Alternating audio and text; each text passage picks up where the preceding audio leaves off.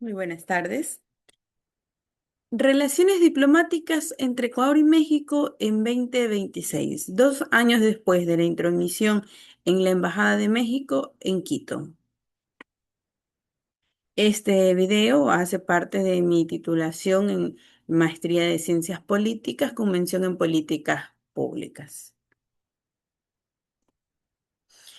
Esto nos permitirá observar la postura de dos estados, la crisis, cómo está actualmente legalmente y una posible ruta para reconstruir la relación bilateral.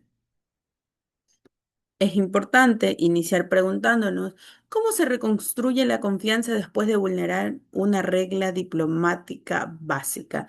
En el 2026, Ecuador y México no solo enfrentan un desacuerdo político, enfrentan una crisis de confianza internacional que pasó de la crisis diplomática directa a la Corte Internacional de Justicia.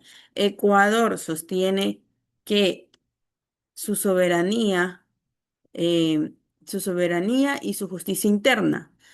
México sostiene su defensa en la inviolabilidad de su embajada y el asilo otorgado. La Corte Internacional de Justicia tiene un litigio abierto donde examina las responsabilidades internacionales y esto mantiene las relaciones, tensiones jurídicas, tiene tensiones políticas y una cooperación limitada.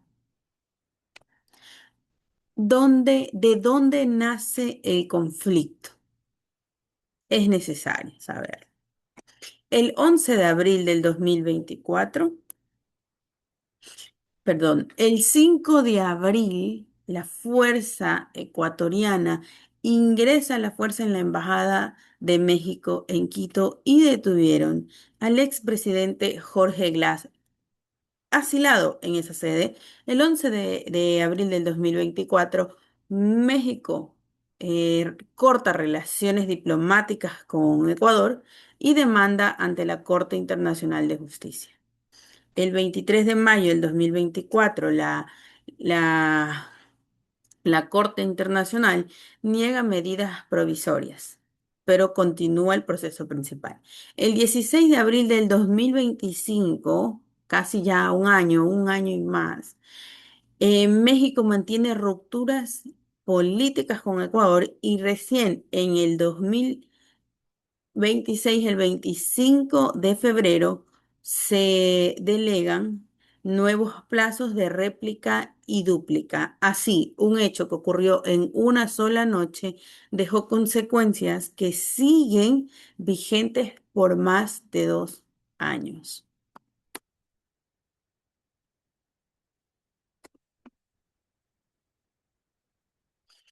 El núcleo jurídico de la disputa. El Estado mexicano. En la Convención de Viena, en el artículo 22, se sostiene que la sede diplomática no puede ser invadida ni registrada sin el consentimiento. No puede ser invadida ni registrada por ningún concepto del Estado receptor. Asilo diplomático. México defiende la protección concedida a Jorge Glass y Ecuador manifiesta pues su soberanía judicial estaba en riesgo. Ecuador sostiene que no podía bloquear una orden de captura por corrupción. El derecho internacional no elimina la justicia interna, pero sí fija límites en el modo de ejercerla. Ecuador podía cuestionar el asilo mediante vías diplomáticas y jurídicas. Sin embargo, el ingreso forzado cambió el centro del debate y generó una posible responsabilidad internacional y la vulneración de la inviolabilidad diplomática. Las posturas. Ecuador defiende su respuesta que una persona, la cual estaba asilada, tenía sentencia y procesos pendientes. México habría usado indebidamente el asilo para evitar la acción penal. México considera que, perdón, que Ecuador no debió vulnerar la embajada, ¿no? viola el derecho internacional y su soberanía diplomática. Por ninguna razón interna de justicia invadir una misión diplomática. El choque de prioridades entre la justicia interna y la inviolabilidad diplomática. Reconozco que ambas posturas responden a intereses estatales, evitar la impunidad eh, y proteger una embajada. No obstante, considero que el método empleado por Ecuador produjo el mayor costo jurídico y político porque convirtió una controversia sobre el asilo en un conflicto sobre una regla esencial de convivencia internacional. Actualmente, la situación en la Corte Internacional, México demanda en el 2024 a Ecuador en el caso Embajada de México en Quito, que reclama la responsabilidad internacional, la incursión en la sede diplomática, daños, reparación y sobre todo garantías de la no repetición. Ecuador también tiene su demanda contra México y el caso es llamado Glass Spinell. Ecuador cuestiona la conducta mexicana respecto al asilo diplomático concedido a Jorge Glass y sus efectos frente a la justicia ecuatoriana. Para esto, en ambos expedientes, la Corte autorizó una segunda ronda de alegatos escritos y las réplicas están previstas para el 25 de agosto y la dúplica para el 25 de febrero del 2027.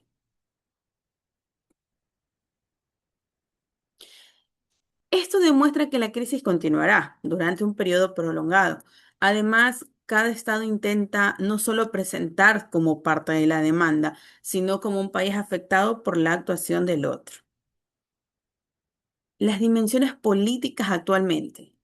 La presidenta de México sostuvo que no restablecerá relaciones diplomáticas mientras Daniel Noboa esté en la presidencia. Pero en el 2026, Noboa declara que él está predispuesto a restaurar las relaciones y destacó intereses empresariales económicos compartidos. Actualmente existe la voluntad política, pero es insuficiente y los costos de reputación son altos. Eh, Lamentablemente, no solamente Ecuador debería presentar no solamente un diálogo, sino las garantías de no repetición sin abandonar la justicia que está dentro de la Corte, su defensa en la Corte Internacional y dar garantías de no repetición. La normalización dependerá tanto de los litigios como las decisiones políticas de ambos países. ¿Cuáles son los efectos o los impactos bilaterales y regionales que tiene esta crisis? En el ámbito consular, son menos canales directos para los ciudadanos hacer los trámites y asistencia. La cooperación está al margen para coordinar migración, educación, cultura y seguridad. El comercio mantiene una incertidumbre para empresas, inversores y en la parte de región es un precedente delicado sobre la protección de embajadas porque otro estado podría justificar estas mismas acciones por razones internas. Por ello, proteger la inviolabilidad diplomática no significa favorecer la impunidad, significa preservar espacios seguros para el diálogo durante crisis. Escenarios de ruta de reconstrucción. Propongo una reconstrucción gradual basada en tres pasos: canales mínimos de protección consular y comunicación técnica para que los ciudadanos no soporten directamente las consecuencias del conflicto. Garantías jurídicas. Ecuador deberá reafirmar el respeto a las sedes diplomáticas y a la no repetición. Tercero, sin abandonar, muy importante, sin abandonar su defensa en la Corte. Tercero, impulsar una agenda gradual de cooperación educativa, cultural, migratoria y comercial para que sirvan como puentes para recuperar esa confianza. Considero que el escenario más probable en una normalización lenta, condicionada por procesos internacionales, el costo político interno y la capacidad de separar conflictos jurídicos de los intereses permanentes de ambos países. Para concluir, destaco tres ideas. Primero, la intromisión rompió una regla esencial del derecho diplomático, la inviolabilidad de la sede. Segundo, la salida se mantiene por dos frentes de litigio abiertos ante la Corte Internacional de Justicia y un bloqueo político bilateral. La salida requiere un respeto jurídico, reparación diplomática y garantías de no repetición. Concluyo que la diplomacia no es un formalismo, es garantía de convivencia practicada entre estados, indispensable para resolver controversias sin vulnerar el derecho internacional.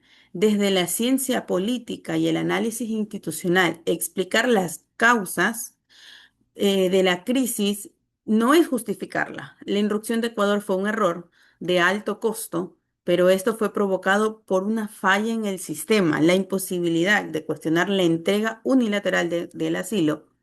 Entonces, mi propuesta busca corregir esa falla, que ningún Estado deba elegir entre la impunidad de su justicia o la ruptura de un derecho internacional.